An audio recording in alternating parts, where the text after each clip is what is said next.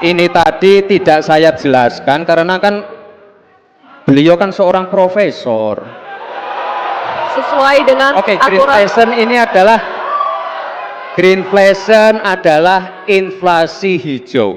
Dari perdebatan tersebut, terlepas bagaimana kedua cawapres menunjukkan sikap yang saling memprovokasi, kita diperkenalkan istilah greenflation atau sebuah istilah yang mungkin terasa asing bagi sebagian masyarakat, tapi tentunya tidak bagi kalangan yang konsen terkait pembangunan berkelanjutan.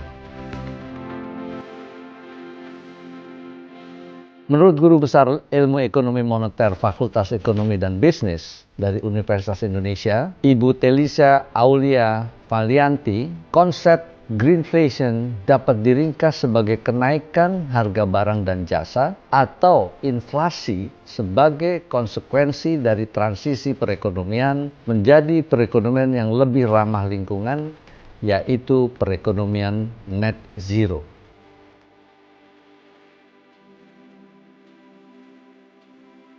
Sebagai ilustrasi, selama ini pembangkit listrik yang bersumber dari bahan bakar fosil tentunya menimbulkan eksternalitas negatif, yaitu berupa polusi udara. Dan untuk mengatasi hal itu, pemerintah mendorong agar pembangkit listrik beralih ke sumber energi yang bersih, di mana ini sepintas ideal. Tapi konsekuensinya harus ada reinvestasi dengan biaya yang besar. Hal ini tentunya akan berdampak pada kenaikan harga yang harus ditanggung masyarakat. Contoh, green product jatuhnya lebih mahal dari produk yang sama. Namun yang dihasilkan dari pembangkit listrik berbahan bakar fosil. Saya akan memberikan contoh-contoh produk-produk ramah lingkungan yang di negara Eropa dan Amerika lebih mahal akibat dari reinvestasi tersebut di atas. Lalu bagaimana?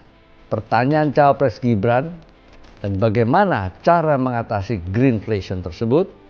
Atau lebih gamblangnya, apa yang bisa dilakukan pemerintah agar transisi menuju perekonomian net zero tidak membebani masyarakat. Saya punya cerita. Kalau bicara soal recycle seperti ekonomi hijau, saya merasa berbangga sebagai orang Madura. Karena orang Madura itu yang pertama dulu mempelopori ekonomi hijau, ekonomi sirkuler. Di mana orang Madura itu tuh yang memunguti sampah-sampah, menguti plastik-plastik lalu diolah.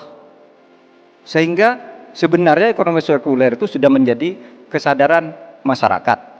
Nah, oleh sebab itu, kalau untuk mengatasi inflasi itu tentu yang paling gampang kan kebijakan-kebijakan. Diatur saja jatahnya. Di sini kan harus ada data. Kecenderungannya di sini begini, kebijakannya harus begini. Kecenderungannya di sini begini, kebijakannya harus begini. Nah, itulah yang kita pahami tentang ekonomi hijau, ya. Inflasi hijau dan sebagainya dan sebagainya. Apa yang disampaikan Profesor Mahfud adalah baik, tapi perlu dielaborasi kebijakan model apa yang bisa menyeimbangkan kepentingan ekonomi dan ekologis. Tapi di sisi lain tidak membebani masyarakat. Tentunya kebijakan utama yang bisa dijadikan senjata pemerintah yaitu berupa kebijakan fiskal. Konkretnya harus ada insentif fiskal agar dunia usaha dan masyarakat mau bertransformasi menuju perekonomian net zero. Dari sisi perbankan, perlu juga ada kebijakan agar ada kredit murah untuk dunia usaha yang pro-environment. Terlepas dari substansi perdebatan tentang greenflation antara Cawapres Gibran dan Pak Mahfud,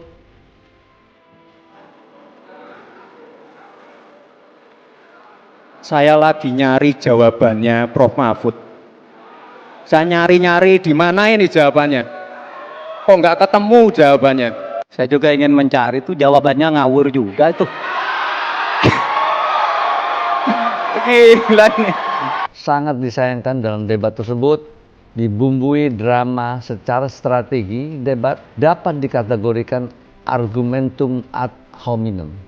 Nah, artinya menyerang lawan debat dengan mengabaikan substansi pendapatnya, tetapi dengan menyerang ke arah karakter pribadi lawan debatnya. Di mana Profesor Mahfud dikesankan meremehkan pertanyaan Gibran dengan menyebut pertanyaan yang diajukan tidak layak dijawab karena pertanyaan recehan. Gini loh, kalau akademis itu gampangnya kalau bertanya yang kayak gitu-gitu tuh recehan, gitu. Recehan.